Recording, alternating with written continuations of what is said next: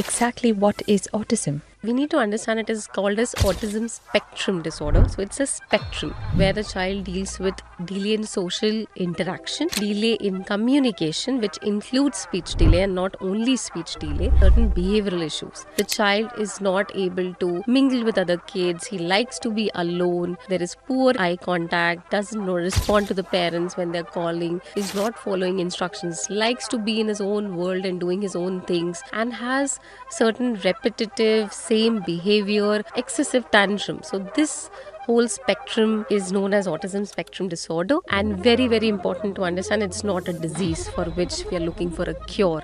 Why are we talking so much about autism? Why has it become so common? I don't know what we still need to find out what are the exact numbers today, but now. it is much more. I would say it's part of our norm as a daily society, and we need to accept and understand.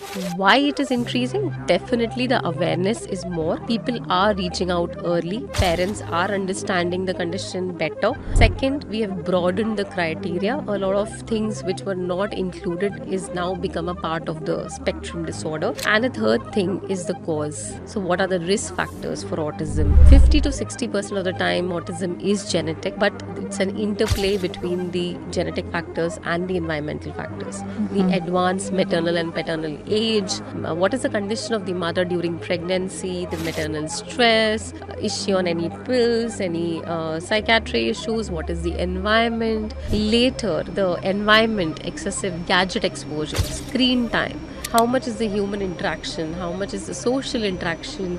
All these are probably is changing in our environment very fast before we can understand this. We are still yet to understand the exact numbers and to determine what exactly is the cause of autism spectrum disorder.